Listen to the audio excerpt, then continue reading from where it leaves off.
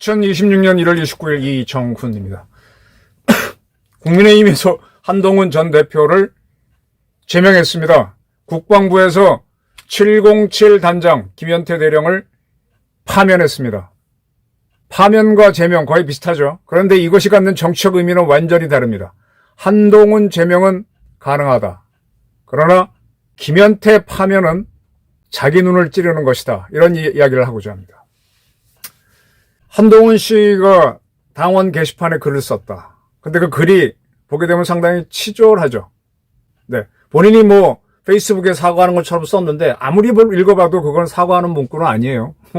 뭐가 어떻다는 뭐를 지칭해서 사과를 해야 되는데 아예 쓰지를 말든지 내가 안 했다고 우기든지 상당히 그걸 보면서 한동훈이라는 사람이 그릇이 이거밖에 안 되는구나.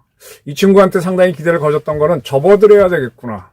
지금 홍준표 전 대구시장이 윤석열과 한동훈은 당을 떠나라는 식으로 페이스북에 쓰고 있습니다. 저도 한동훈 씨에 대해서는 크게 적대감이 없었는데 쭉 지켜보면서 이러한 그릇으로 대한민국을 이끌면은 이건 안 되겠다. 미안하지만 당신 정도의 사람은 많으니 당을 떠나도 된다. 네. 이런 판단을 할 수밖에 없습니다. 하나 유감스러웠던 거는 굳이 제명을 하지 않아도 되는데 이 판사 출신인 장동혁 대표가 단식을 끝내고 제명을 확정짓는 것이 정치인데 정치는 여러 가지 형태로 해야 되는데 이렇게 재판하시 딱딱 제명을 하는 게 좋으냐? 여기에 대해서는 여전히 저는 아니다라고 봅니다. 그러나 한동훈 씨하고 국민의힘 보수 세력이 같이 갈 수 없다는 판단은 변하지 않습니다. 그를 떼어내는 그와 이별하는 방법이 조금 못마땅해서 그렇지 한동훈이라는 인물에 대한 실망은 대단히 큽니다.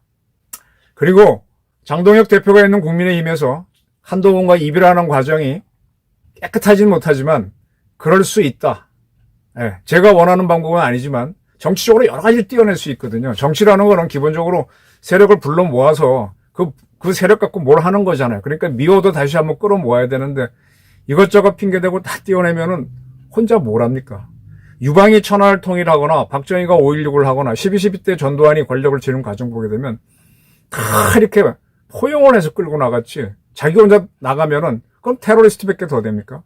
정치는 포용하는 게 맞는데 한동훈이라는 사람을 한동훈이라는 사람을 떠나서 누군가를 내치는 거에 대해서는 저는 반대예요. 근데 한동훈이라는 사람을 봤을 때 이 양반은 국민의힘과 같이 갈 수는 없다.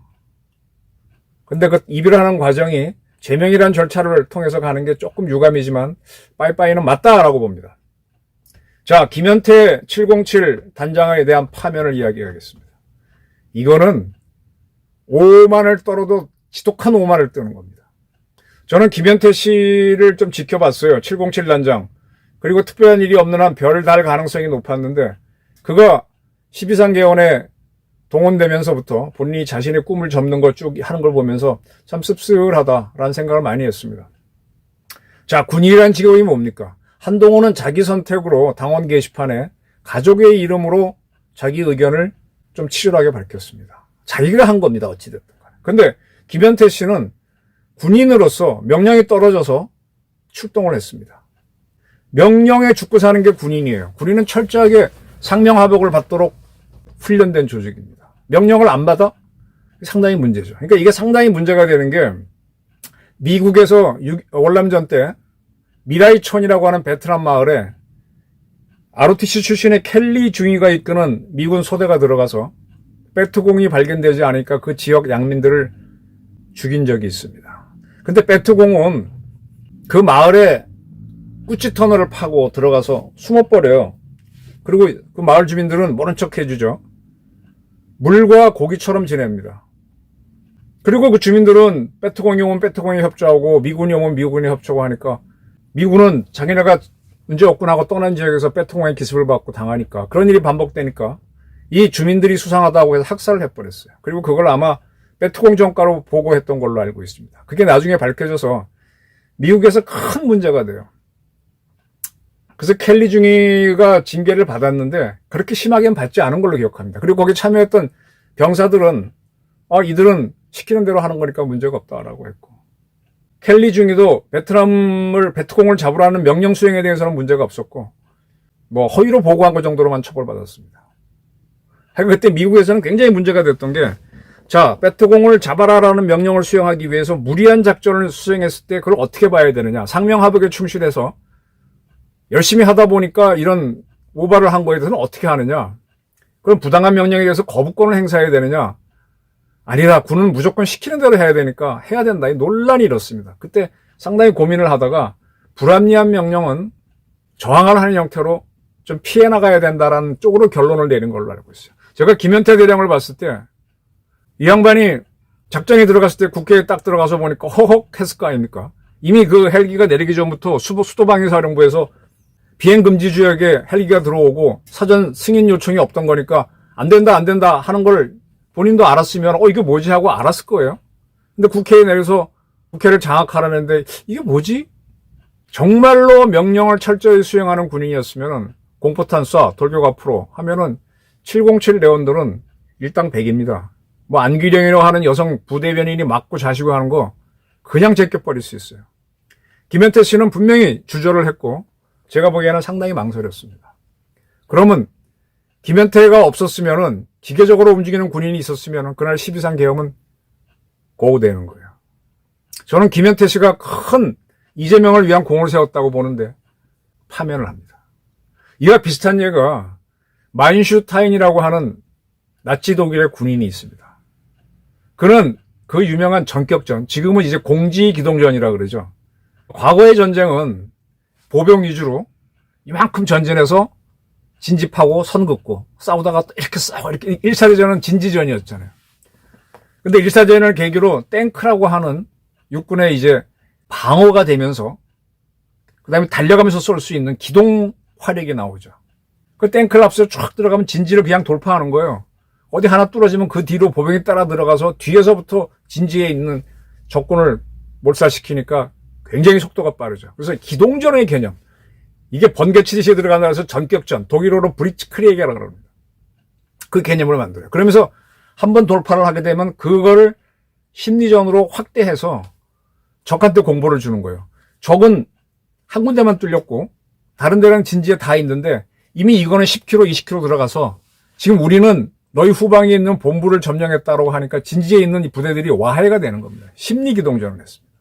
만슈타인의 그 전술대로 독일 군인들은 프랑스를 빠르게 점령하고 그 이전에 베네룩스 삼국, 벨기에, 네덜란드, 룩셈부르크, 그 전에 덴마크, 노르웨이 점령, 그 전에 폴란드 점령하고 다 점령하죠.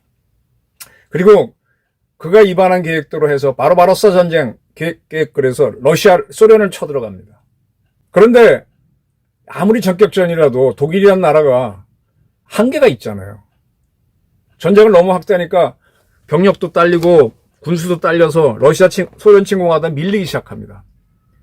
그러다가 이제 미국과 영국이 이탈리아를 때리다가 부대를 빼서 노르만디 상륙을 하면서 소련은 동쪽에서 미국과 영국은 서쪽에서 압박을 하니까 독일이 무너집니다. 그때 나치 독일의 군인들 중에 일부가 히틀러가 이게 무리한 전쟁을 했고 우리를 죽음으로 몰아넣는구나 하고 반란을 일으켰다가 체포되고 그런 일이 생기는데 만슈타인은 아무것도 안 합니다. 그리고 전쟁이 끝난 다음에 만슈타인에 대한 평가가 이어져요. 만슈타인은 뭐냐? 시키는 대로 하는 사람이에요. 그는 분명히 생각이 있어요. 히틀러를 지지하지 않았어요, 정치적으로.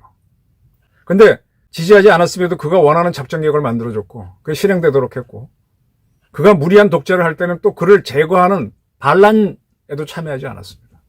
그런 그를 놓고 군사재판이 벌어졌을 때 만슈타인을 어떻게 처벌해야 되느냐가 논란이 됩니다. 군인이란 거는 시키는 대로 하는 게 옳은 거 아니냐. 그래도 고급 장성인데 문혜아처럼 시키는 대로 하느냐. 결론만 얘기할게요. 군인들은 시키는 대로 해라가 정답이라고 나옵니다. 물론 합당한 책임은 묻지만은 만슈타인은 참 군인이라는 게 여러 경우가 당하잖아요. 근데 상명하복을 하는 게 맞다라는 전제하에서 만슈타인에 대한 처벌을 합니다. 저는 김현태 대령과 계엄에 출동했던 군인들, 경찰들을 보면서 다 망설이지만 그래도 명령에 충실했어요. 저는 그런 사람들은 훈장은 주지 못하지만 의무는 다했다 라고 인정하면서 참 불행히도 세상 그런 게 그렇지. 어떻게 운이 좋아가지고 이번에 뭐 사단장이 된 사람 이름은 얘기 안 하는데 원래 그 양반은 투스타로 진급 못하도록 결정이 됐는데 어찌어찌 하다가 이번에 하도 뭐 군에서 피바람이 부니까 투스타가 돼버렸어요. 그거 운이죠, 운.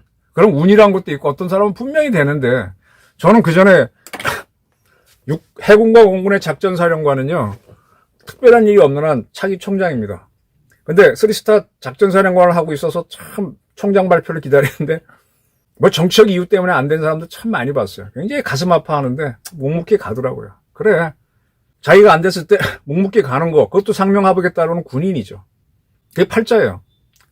그러니까 이번에 계엄에 불행히 참여했다가 그런 사람들은 그냥 조용히 죄의벽으로 물러나게 하면 돼. 이걸 파면을 해. 이렇게 하면 대한민국 군인들은 통수권자 이재명은 말을 안 듣고 제2의 통수권자인 안규백 장관의 말을 안 듣습니다. 그리고 시간이 지나면 배신을 할 수 있습니다. 가장 유명한 배신이 누르하치가 죽고 그 다음에 도르곤이 실력자가 돼서 청나라죠. 청나라가 명나라를 공격할 때 명나라는 힘이 있었어요. 그때 누구지? 갑자기 생각이 안 난다. 그 사람을 보내서 청을 맞게 했는데 근데 명나라에서 이 오를 의심해서 뒤에서 흔들어댑니다. 그러니까 이 친구가 문을 열어줘서 도르곤의 세력이 북경에 들어와서 명나라를 멸망시킵니다. 먼저 명이 장군을 의심했고 배신했습니다. 지금 이재명과 안규백 그 대통령과 장관은 우리 군을 배신하고 있어요. 이거는 한동훈을 버리는 국힘당에서 한동훈을 배신한 것과는 차원이 다른 겁니다. 대한민국 우리가 지금 발 뻗고 자고 이재명 대통령이 지금 입법인 늦춰서 개혁을 못한다는 헛소리 하는 그런 자유를 누릴 수 있는 거는 군인들이 대한민국 정부를 배신하지 않고 국가를 지켜주기 때문인데 이런 식으로 국가가 먼저 배신하면 그들도 배신합니다. 지금 김현태 대령만 파면한 게 아니라 굉장히 많아요. 박정희가 5.16을 했을 때 5.16에 참가한 사람 중에 일부가 반혁명, 그러니까 박정희는 아니다 하고 합니다. 그걸 박정희 정권에서 반혁명 사건으로 해서 구속시키고 감옥에 넣었다고 하지만 나중에 다 풀어줍니다. 그분들이 나중에 계급이 2등병으로 강등이 되지만 가장 중요한 특전 여단장은 그들 먹고 살도록 고속도로에 있는 휴게소 뭐 그것도 하나 주고 그랬어요. 근데 다만 그 양반이 평생 내가 왜 2등병이야? 이건 굉장히 억울했죠. 나중에 노무현 정부 때 복권을 해주니까 굉장히 좋아하고 그런 건 있습니다. 지금 이재명 정권이 쿠데타를 했나요? 자기는 쿠데타 했다는 게 윤석열 세력이라고 한 거 아니야. 근데 왜 이렇게 세게 나오지? 그리고 박정희는 그때 분명히 반공, 이북과의 투쟁을 내세웠는데 그것도 아니잖아요. 그리고 지금 더군다나 육해공군 사관학교를 통합해서 국군사관학교 만들겠다. 또 영천에 있는 삼사관학과까지 통합하겠다고 군의 근간을 흔드는데 이건 군으로부터의 배신을 부르는 졸작입니다. 저는 그렇게 봅니다. 감사합니다.